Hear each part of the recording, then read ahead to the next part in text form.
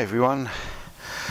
You may remember at the end of last year I did a blog about the jobs that I needed to, possibly might get around to during the winter before the season starts. So I thought I'd just do a brief blog just so you can see what, if any, of the jobs I did and how successful they are. So let's see what happened. In the blog I did at the end of last year, I said I wanted to do something about this chaos that existed at the end of the garden, where all my spare supers and brew boxes and other bits of kit are just laying out in the open air. So, look what I've got. A nice new shed. Let's go and have a look. It wasn't too difficult to put up. I didn't fall off the roof. And it's pretty stable. It's even got its own sign. So let's have a look inside.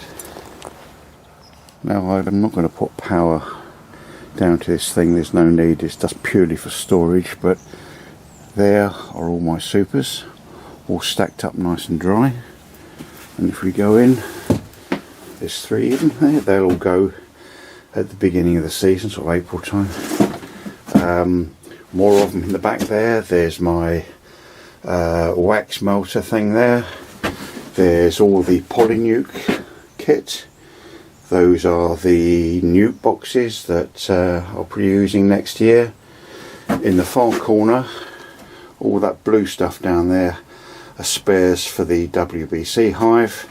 And then here are all the brood boxes and that sort of thing. It's even got a shelf and everything just about fits in. So I'm well pleased with this. Sorry, those are my solitary bee houses, which I've brought in now and let them dry out, and I've cleaned them out ready for next spring. So there we are, a big improvement. This is the process I go through to treat for wax moth during the winter, and what you have are some supers down there. There's 7 of them, and they have been drawn out, which means that they have, oops, there we are, the cells in there, and these are the places where the wax moth can take up residence.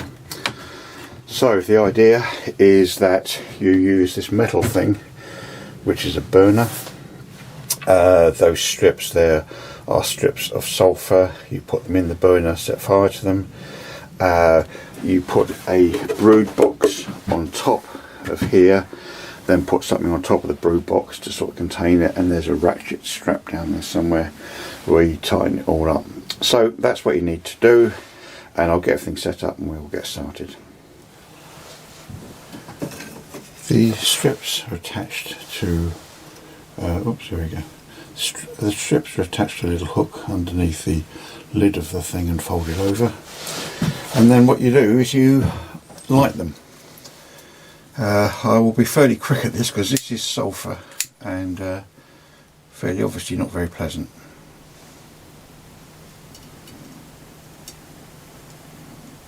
Okay, so I'll fold that over. Oh, I don't know if you can smell it, but there we go. Not nice. Then on top of that goes a super, a brood box, sorry, rather. And on top of that, put a roof to seal it, hopefully. Yeah. Oh dear, it's not very nice. And then a ratchet strap to seal it.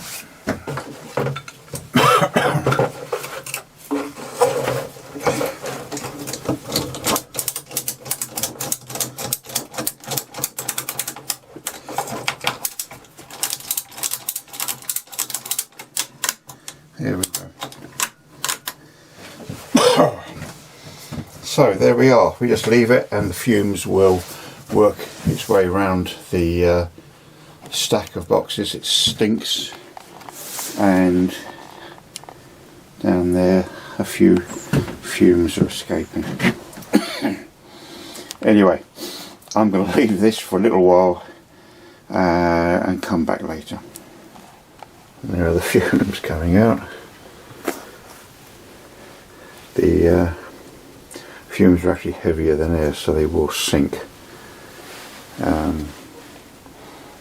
But I think I'm going to leave this to itself. Right, I think it's all been done now. Let's take the top off this thing. Yeah, and you can see that the strips of sulphur have burnt away. And yeah, there's nothing much in there. So that's it done. Fairly simple job. I've got a few more batches to do. You're supposed to do this monthly, so I will do it again in February and March before the season starts. It's the 7th, I think, of January. Very cold day, it's very frosty on the ground, and the job I've come up to do is the fondant checking. In the blog I did last year, I showed you how I cut up chunks of this, put it into little yogurt pots and then put them in the hive. So what I'm going to do now is just go around the hives and check to see how that fondant's doing. Now, because I need my hands free to take the roofs off the hives, it means that I'm using the GoPro, which explains the rather bizarre perspective you can probably see. So, as the more excitable YouTubers would say, let's dive in.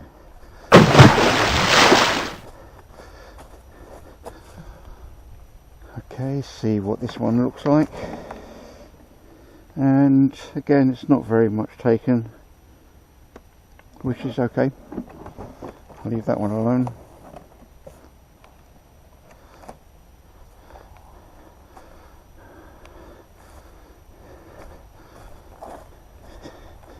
Let's see what this one looks like. And let's take the roof off. There's, well, did you hear that? There they are in there. They have nearly finished it all. In fact, they have finished it all. So, and here they come. It's going to be very quick. 1, 2, 3 and done. Okay, so we have replaced that. Put this back on quickly.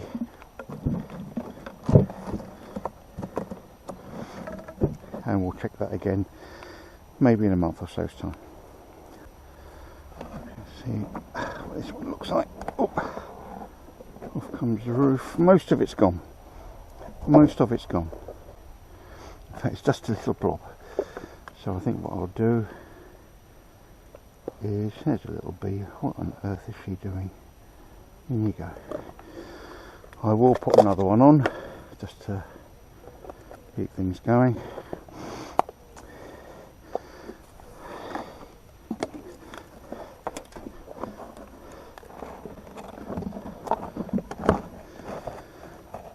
And I think that's it for now.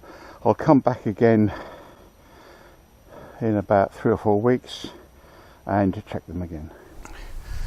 It's the 3rd or possibly the 4th of January, and it's very cold, and it's been cold for some time. And what I have done a week or so ago was to put the wraps on the hives, and this is just a little blog video bit so you can see what I've done. This is the Warre hive, which is a lot taller than all the others. However, I've got a couple of tall wraps to go around it, and just tied on with string, nothing particularly complicated.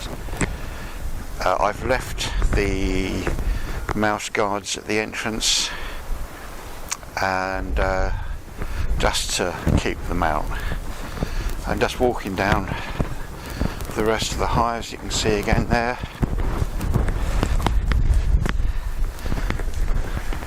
A few corpses at the entrance.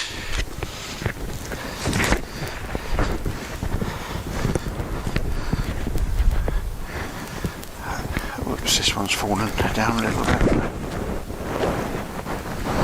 Now, this hive is the WBC, and the main feature of this thing is that it's got a, if you like, an outer shell to it, and the reason it was designed that way is to give it some insulation in winter.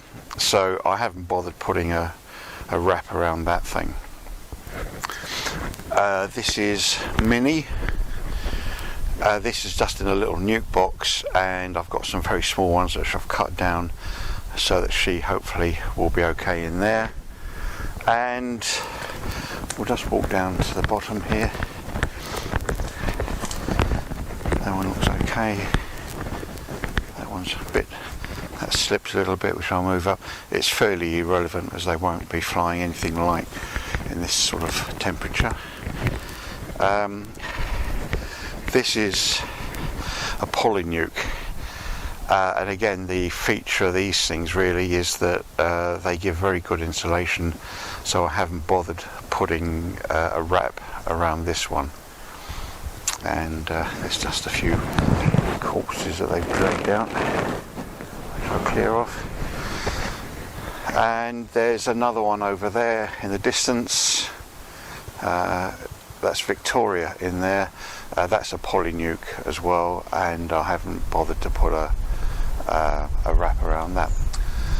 I've done the ones at Scald End, which are actually more important than these ones because this is in a copse, and so it's shielded from the worst of the weather, whereas Scald End is very open and the bees are sitting in the middle of the field.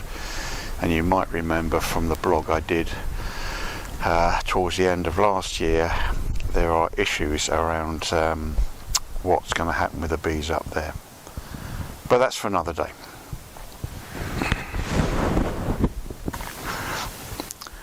Today's the 10th of January, and today I'm going to do the first of the 2 oxalic acid treatments.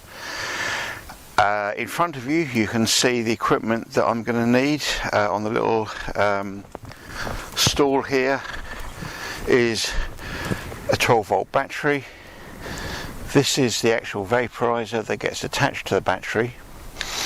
I've got a couple of blankets around here so I can seal the entrance. Up here is the oxalic acid that I'm going to use, and also there's some water there to cool down the vaporizer between treatments. So let's get started.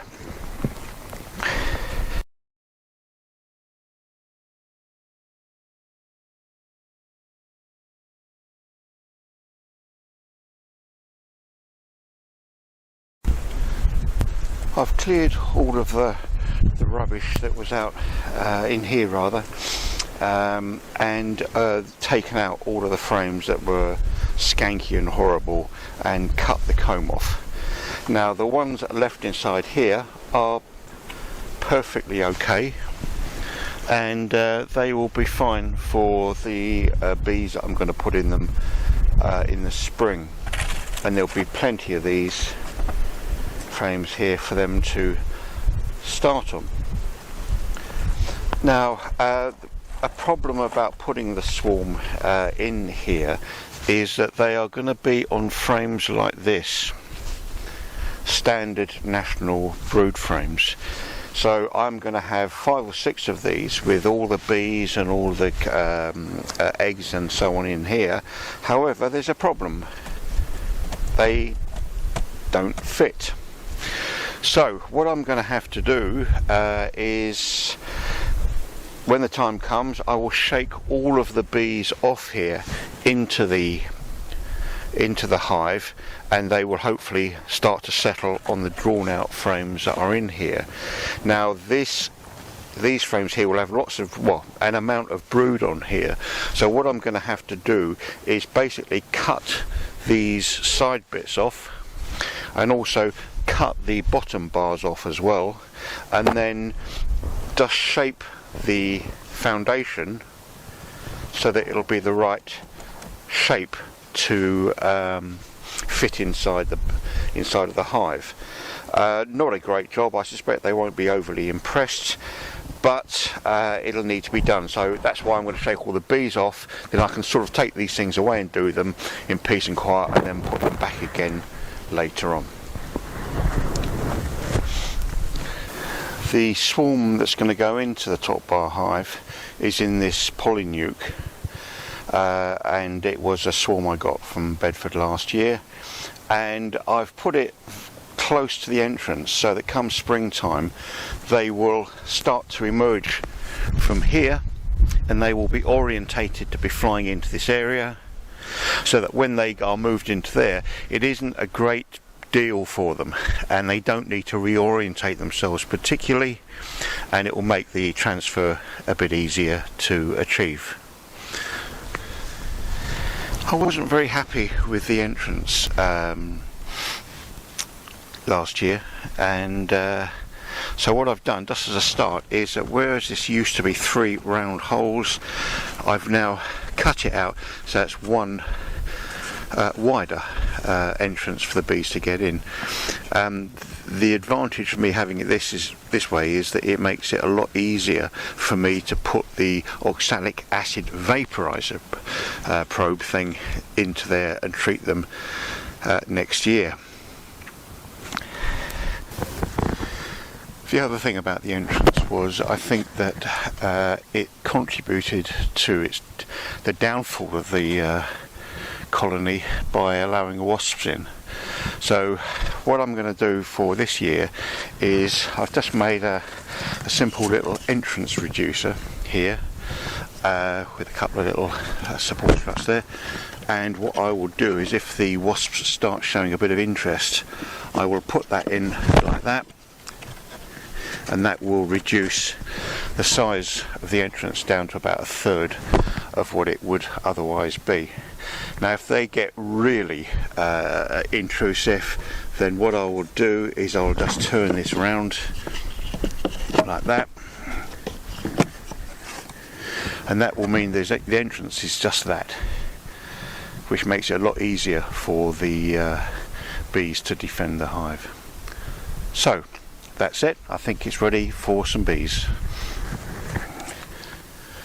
I've managed to do most of the jobs that I wanted to do before the season starts. There's still a few things to do, like I want to paint some brood boxes that have got a bit tatty, and also I've got to make up some frames for brood boxes and supers, probably about 70 of them I've got to make, and I'll do those closer to the season start when I actually need them. Now, as you know from the previous blog, there's something of the elephant in the room. Go away. By that I mean the bees at School End. Now, from the previous blog you'll know that the farmers have cleared all the ditches and cut back all of the hedgerows, which has meant that where the bees are at the moment, it's just not tenable to keep them there. There's no cover for them. So on the face of it, it looked like I might have to completely move all of the bees to a brand new venue, assuming I can find one. And this has been sort of hanging around for a little while now, but just a few days ago I got this message. Now, to say I was pleased was a bit of an underestimate, and it was a little bit like this. However, the reality is there's still an awful lot of work to be done.